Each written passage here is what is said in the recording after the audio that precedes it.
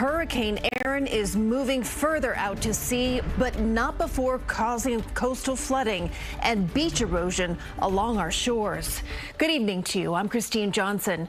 The storm's impact still being felt at this late hour. Erin brought rough surf from the Jersey Shore to Long Island, and you can see that Coast Guard boat there riding those big waves in Manasquan earlier today. High tide this evening, coastal communities flooded from Atlantic City to Long Beach.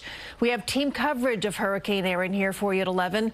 Andrew Ramos down at the shore. Let's begin with Lonnie Quinn and the new 11 p.m. update on the storm. Lonnie. You got it, KJ. Boy, that video you just showed for the Coast Guard boat in Manasquan, that's some rough-looking stuff out there. Well, our storm, all right, is not all that organized. And yet, KJ was talking about the 11 o'clock numbers that have just come in from the National Hurricane Center. Let's go over this way and talk about those numbers. It's still a Category 2, so it's still holding on to a wind that's blowing at around 100 miles per hour. This will become a Cat 1 tomorrow, and eventually it's just, subtropical as it pushes out into the Atlantic. But all the while, as this is getting weaker, it's expanding, right? So there's a bigger mass to affect our ocean. So we're still going to be dealing with some, coastal problems tomorrow. And it's going to be exacerbated by the high tide. So the next high tide cycle that we are concerned about tomorrow morning throughout the area, it varies at different times, but you're basically talking anywhere from 7 to 9 o'clock tomorrow morning. We could be having those same problems. Now, this is what we're talking about. We're talking about high surf advisories been issued by the National Weather Service for tomorrow.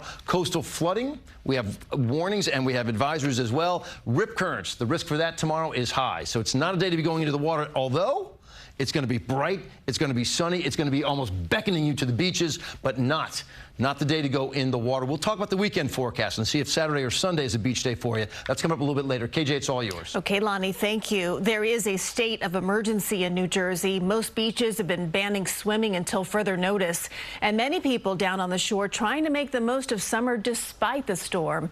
Andrew Ramos has the latest from Asbury Park. From here in Asbury Park down to Cape May, regardless of where you were along the Jersey Shore today, it was a brutal one. It's not exactly the sight beachgoers want to soak in the final days of the summer. Thunderous waves crashing along a barrier in Wildwood, causing the street to flood Thursday afternoon. The scene among many unfolding along the Jersey Shore as Hurricane Erin makes its way up the East Coast.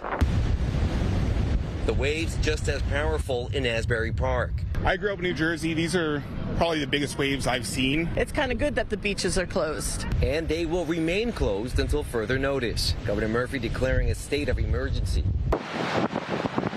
Some beaches along the Jersey Shore saw winds up to 45 miles per hour. Waves reached as high as a foot. High tide at Asbury didn't pack the punch many feared it would, but it still left some businesses like the Butter Me Pancake Shop along the boardwalk concerned. We don't know if the water is going to come closer to the railing, and we don't know if it's going to cause a flood. In Manasquan Thursday afternoon, the only people in the ocean, members of the U.S. Coast Guard, riding the powerful waves in a boat. Over in Seaside Park, high winds toppled over lifeguard posts, while in Atlantic City, high tide overwhelmed local streets. A similar scene unfolding in Ocean City in Cape May County. For newlyweds Taryn and Eric Garing, while the harsh conditions may have put a damper on most of the week, they're hoping for more sun and less wind on their final day in Asbury. Tomorrow's going to be sunny, so we're going to do some tanning time at the pool. Yeah. That's it. Redemption will be tomorrow. Hopefully. Even though swimming continues to be prohibited along much of the Jersey Shore, lifeguards at some beaches will be on patrol to make sure no one gets into the water. Reporting in Asbury Park, Andrew Ramos, CBS News, New York.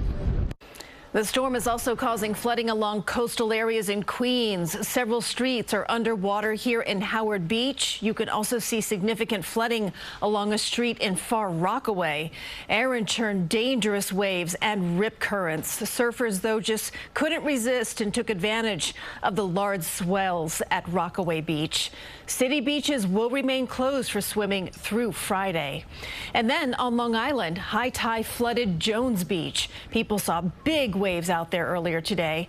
And then in Freeport, streets near the beach are flooded right now. These images show ankle-deep water in some areas. We will stay on top of Hurricane Erin. Look for updates tomorrow on CBS News New York beginning at 4:30 a.m. And also just remember, you can get the forecast anytime on CBSNewYork.com.